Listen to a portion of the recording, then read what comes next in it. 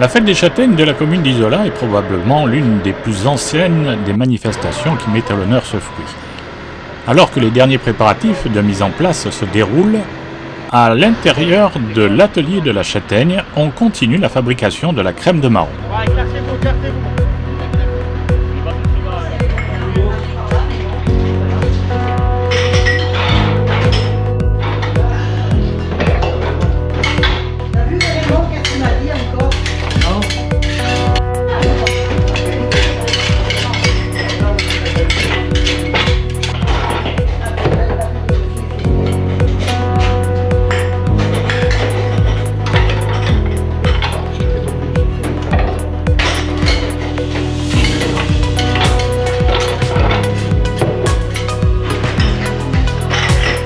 Cette année, l'AFA a investi dans un nouvel appareil et c'est Jean-Pierre qui va nous en parler. Voilà, depuis on a de plus en plus de mal à trouver les gens. Allez, bénévoles. C'est parti, c'est parti.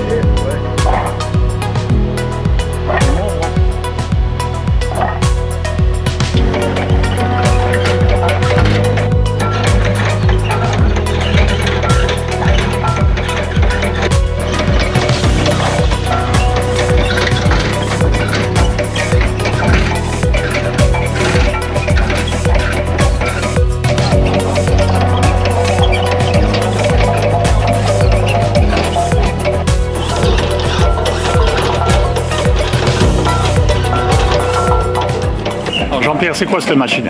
C'est une machine à fendre des châtaignes que j'ai acheté en Chine par internet. La machine, elle a un convoyeur qui récupère les châtaignes dans le réservoir et qui les passe sur un omotimoteur avec une lame circulaire qui fend la châtaigne. Voilà le principe. Cette machine, on arrive à faire jusqu'à 60 kg à l'heure. Normalement, elle est donnée pour 120, 120 kg, mais c'est des Chinois, hein. Peut-être qu'ils nous mentent un petit peu, quoi. Non, mais 60 kg à l'heure, c'est déjà pas mal. Parce que quand on fait pour Cagnes-sur-Mer, on fait 600, 700 kg, et il nous faut 2 jours pour le faire. Ça sera mieux qu'avec la batterie de 20, 30, 40 personnes avec des couteaux pour ce groupe qu'on avait. Tant plus que les bénévolats, maintenant, cette tendance un peu à disparaître. Donc on a l'intention peut-être d'en acheter une deuxième. Là, c'était un essai, c'est un premier essai qu'on fait aujourd'hui. Et on voit que ça fonctionne bien et que tout le monde est content. Voilà. Allez. Allez. Merci. Et je t'en prie. C'est bon? Nous partons maintenant à la rencontre d'un jeune couple d'exploitants agricoles qui s'est installé sur les hauteurs du village.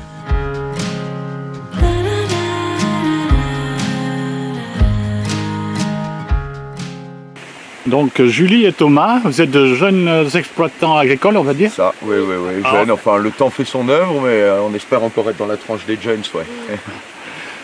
Alors, à une époque où on dit que les exploitants ont du mal, les exploitants agricoles ont du mal, vous êtes lancé un double défi. Vous lancez dans la culture de châtaigne, ouais. Et en plus assez éloigné de la route. C'est pas faux, c'est pas faux. Bon, l'intérêt de base aussi, c'est de créer une ferme à échelle humaine. Bon, on a quand même cette demi-heure de marche qui nous éloigne de la route. C'est certain que pour une exploitation agricole, c'est une peine en plus. Mais les terres ici sont viables à une exploitation agricole. Ça a toujours été ainsi et je pense qu'il ne faut pas perdre cette culture de la châtaigne. Et même ces restants, qui est culture en pente, tout pousse ici. Alors oui, on veut reprendre ça. Comment on devient du jour au lendemain exploitant agricole? Eh ben, je pense qu'on se fait piquer. Hein. Ouais, on se fait piquer, on tombe amoureux de terre. Et après, on tombe amoureux du travail qu'il y a autour, en fait. Hein. Ouais, on avait les châtaigniers, les cultures de fruits rouges, parce qu'on fait aussi un petit peu des confitures de fruits rouges. Et en fait, tout pousse bien ici. On a une très belle exposition ensoleillée. Donc, ça nous a lancé. Et l'automne, on ne manque pas de boulot et de récolte, surtout. Cette année, on fera une belle récolte de châtaignes. On a fait une belle collecte de pommes, hein, en fruits rouges, en pommes. On aura fait 100 litres de jus de pomme pour cette année. Quelque chose qui nous plaît bien, qu'on veut développer aussi à l'avenir, parce qu'il y a de très beaux vergers. Et puis voilà, quoi, petit à petit. Vous étiez destiné à faire ça? Qu'est-ce que avant ça vous faisiez quoi? Non, pas du tout. Hein. Bah, moi j'étais auxiliaire de puériculture, je travaillais en crèche. Je travaille toujours quand même en crèche à côté de ça, à la crèche du village, à Isola. Et toi, pas du tout, t'étais sur quoi? Ouais, pas du tout. J'ai commencé avec une formation de mécanicien et mon métier principal est technicien cordiste, là dans les vallées, travaux publics. Mais petit à petit, on tend, si on y arrive en tout cas, c'est ce qu'on fera, avoir une exploitation agricole qui tourne à l'année, qui est au moins un de nous deux qui puisse subvenir à ses besoins grâce à l'exploitation. Vous aviez des racines sur Isola? Du tout, non. On est de la région de Roquefort-les-Pins et de Cabris. Et on venait ici pour skier, à Isola 2000. Ouais. Et puis il y a 6 ans, un jour de balade, on est monté sur les versants ensoleillés d'Isola Village. On est tombé amoureux de ce quartier et puis là, l'histoire a été lancée. Alors on répète un peu, on rappelle où se trouve Sasse. C'est pour aller sur Isola 2000 à la baisse de Merlier. C'est pour ceux qui connaissent un peu la station. Absolument. C'est la montée à Isola 2000 par le soleil. Le chemin de randonnée se fait au village, au parking de la Poste, et on continue le chemin, on monte jusqu'à Merlier. Ouais. En hiver, comment ça se passe ici? On s'adapte. Ça se fait. En été aussi. On s'adapte à l'année ici. Ouais. Il faut être bon pour ça. Avoir du courage et s'adapter. Maintenant l'hiver, pour l'instant, ça va. On n'a pas des hivers neige, comme... Oui, mais on reste pas bloqué. Encore une fois, on a le soleil. Une fois que la neige est passée et que le soleil tape, on reste pas enclavé tout l'hiver avec la neige en fait. Pour l'instant. Là, il y a la fête des châtaignes demain, donc je pense que pour vous c'est un grand jour. Ouais. Et du coup, vous avez de la manœuvre qui est venue vous donner un coup de main. Mais ça fait 3 semaines qu'on est au taquet et demain c'est la journée qui mettra un peu le haut là à la saison de la châtaigne. Donc oui, vous pourrez nous retrouver au village, on aura crème de châtaigne et des châtaignes fraîches à vendre, de Sasse à 1200 mètres d'altitude. Alors tu as dit un truc intéressant, tu dis crème de châtaigne? Oui. Pas crème de marron? Non, je dis crème de châtaigne.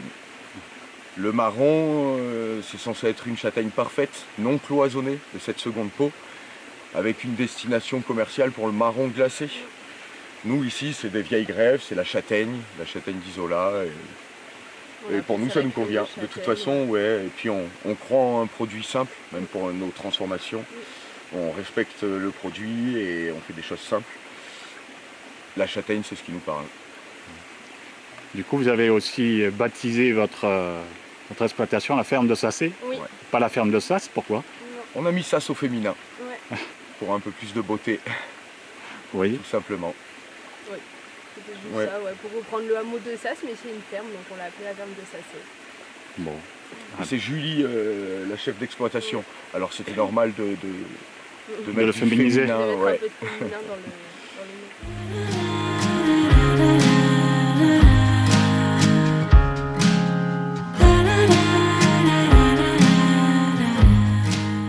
Donc Thomas, là on est dans une grange que tu as rénovée. C'est ça, une grange en cours de rénovation. Oui. On a refait la charpente l'été dernier. On est parti sur une rénovation traditionnelle et locale. Parce que le bois, le mélèze vient de Louch, la montagne d'en face en fait. On a fait la coupe de bois à Lubac et maintenant il sèche à la Drée. Ouais, un bois local, équarri à la hache, charpente traditionnelle. On s'est donné à fond pour ça. Ça nous a bien plu. Ouais, l'objectif, c'est vraiment de revivre le hameau. C'est l'objectif, de faire revivre le hameau, d'entretenir tout ce patrimoine qui s'il n'est plus exploité par la main de l'homme, se perd et s'effrite. On retrouve, la nature reprend toujours ses droits et c'est très bien. On va retrouver une forêt qui va doucement reprendre sa place. Mais on a des centaines d'années d'agriculture sur ces pans de montagne, des restants à perte de vue. Je crois que dans la région PACA, il y a plus de mètres linéaires de pierres sèches que sur la muraille de Chine. Et c'est pas une blague, cumulé dans toute la région PACA. Donc ouais, il ne faut pas perdre ça. Et comment entretenir quelque chose autrement qu'en travaillant avec, en le connaissant. Voilà.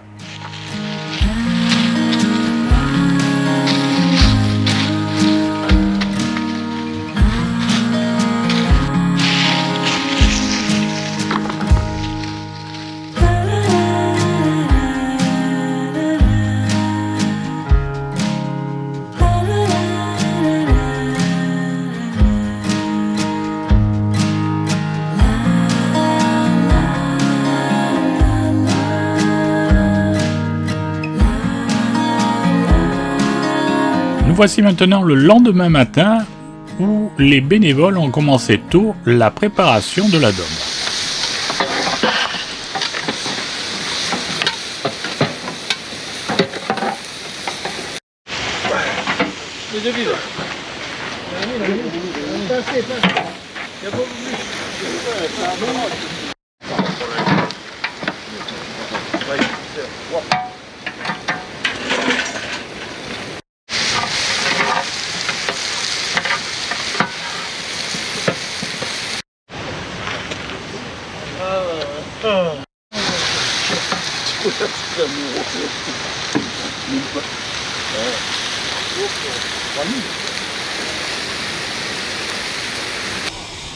Alors Christian, après une année blanche, on va dire, parce que l'année dernière, finalement, on l'a sauté. L'an dernier, on a eu mauvais temps, on a dû sauter. Donc cette année, on repart comme d'habitude, avec 350 kg de viande et tout ce qui s'ensuit, quoi. Pour l'instant, on a tout fait revenir. Là, ça mijote tranquillement pour être prêt pour midi. Voilà. Et une équipe de combien? Tu sais combien vous étiez?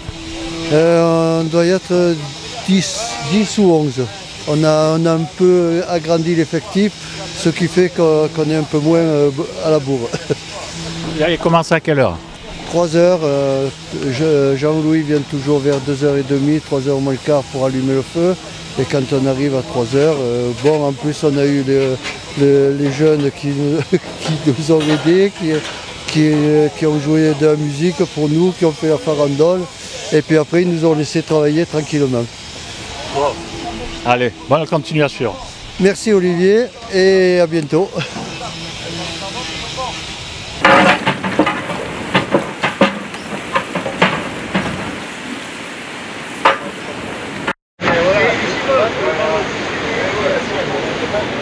Là, on a mangé, alors il nous a invités. On a mangé un truc au chaudron et à la... Jean-Louis, alors toi tu es le préposé à la polenta. Voilà, avec du jus. Alors on a déjà nettoyé le chaudron là, avec du vinaigre, de l'eau chaude, bien nettoyé, bien rincé. Ensuite on a mis l'eau, 400 litres d'eau dans celui-là, 4 kg de sel et ensuite 2 kg de beurre. 2 kg de beurre, ouais. Voilà, ça c'est prêt. Alors ce chaudron, il y a une histoire. Ce chaudron-là, il était à Isola 2000. Il faisait le fromage dedans à l'époque, celui-là. Et celui d'à côté, là, on est allé le chercher dans le Jura, avec un camion. Donc voilà, de beaux chaudrons, tous les deux. C'est recyclé, on va dire. Voilà, ils sont recyclés. C'est sûr qu'il est beau celui-là. Les deux sont beaux. Hein. Allez, merci. Merci à toi. Merci.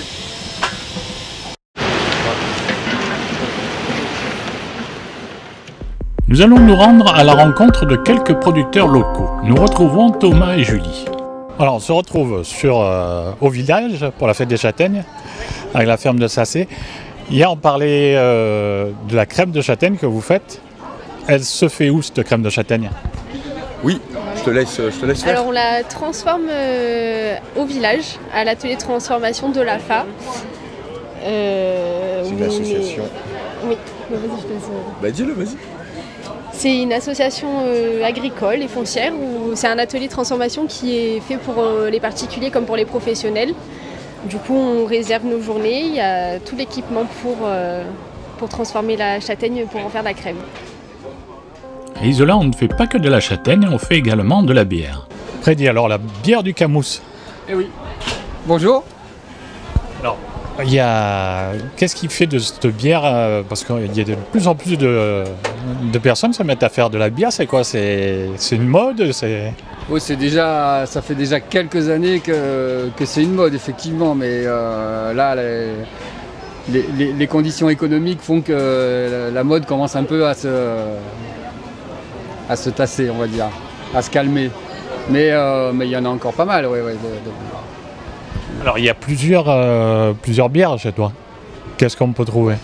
Ben, moi je suis resté assez classique pour le moment dans mes bières. On va dire j'ai une blonde un peu comme toutes les brasseries, qui va être différente de toutes les brasseries, puisqu'à chaque fois c'est l'eau, les houblons, les maltes vont être complètement différents. Et puis donc après j'ai aussi une ambrée avec des maltes un peu plus caramélisées.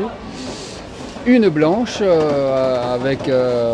aromatisée avec de la graine de coriandre et l'écorce d'orange amère. Et la cascade qui est une IPA. Les IPA, c'est des bières où on met beaucoup plus de houblon dedans. En l'occurrence, je l'appelle la cascade parce qu'il y a du houblon cascade dedans, mais c'est aussi un petit clin d'œil avec la cascade de Luch qu'on peut voir juste derrière. Et voilà. Cette bière, on peut la trouver où? Moi, je suis une toute petite brasserie locale et je joue la carte du local. Je suis assez. On va me retrouver essentiellement dans la Haute-Tinée, on va dire de Pont-de-Clans jusqu'à Saint-Dalmas. Ensuite, j'ai une cave à bière sur Nice, très prochainement une cave à bière aussi sur Menton. Voilà, mais ça reste assez localisé, on va dire, dans la Tinée, Haute-Tinée, quoi. La boulangerie d'Isola 2000 était également présente parmi les stands avec d'alléchantes réalisations.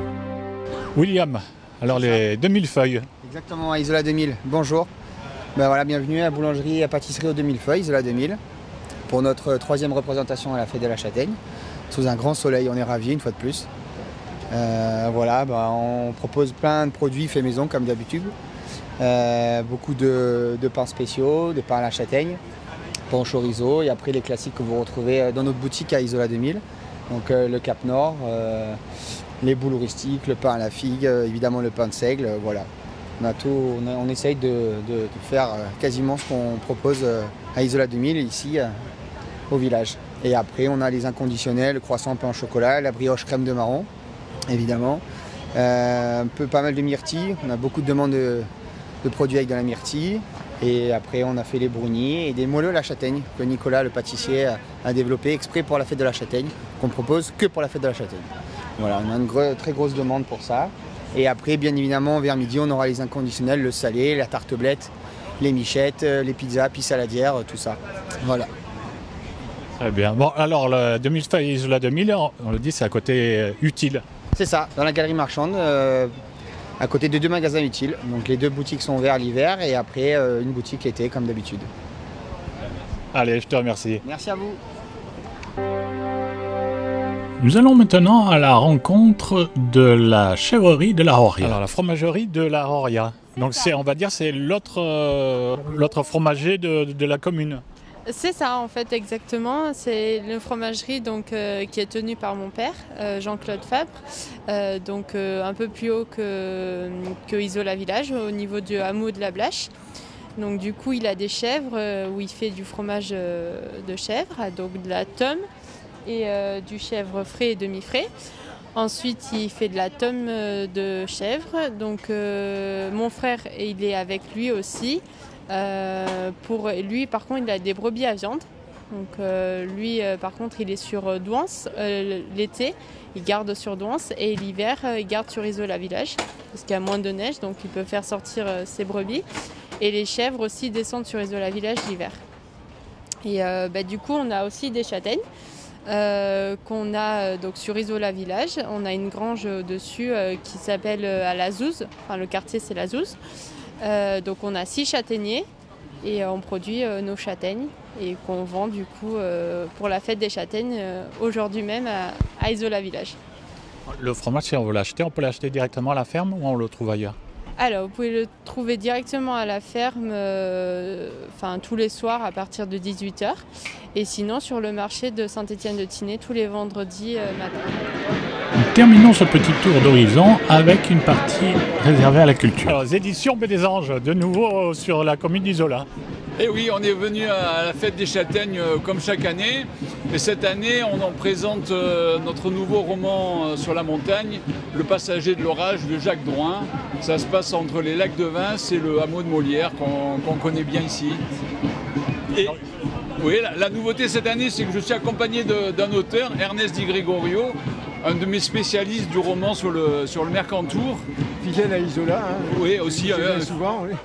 Qui nous présente son livre. Bon, c'est pas la Tinée, mais on n'est pas loin, c'est la vallée de la Vésubie. C'est Voilà, Retour en Vésubie. Voilà. Retour en Vésubie, il est paru en février de cette année, février 2024. Bon, d'abord, c'est la montagne qui m'inspire, le Mercantour en particulier.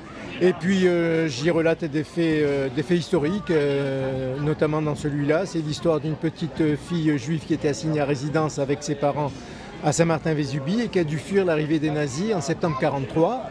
Et ses parents, elle ne les reverra plus parce que ses parents l'ont confiée à une famille d'accueil au moment du départ. Voilà. Alors que les polentiers attisent le feu sous le chaudron destiné à recevoir la polente, les élus se rapprochent de celui où mijote la daube.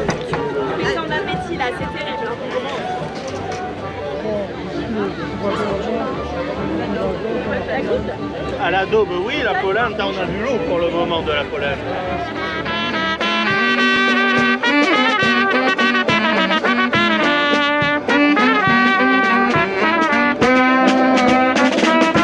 Nous voici arrivés au moment de la cuisson de la polente. Celle-ci débute lorsque l'eau se met à bouillir énormément. La polente est alors déversée en pluie alors que les polentiers la tournent. Puis, le feu est retiré très rapidement afin d'éviter qu'elle ne brûle.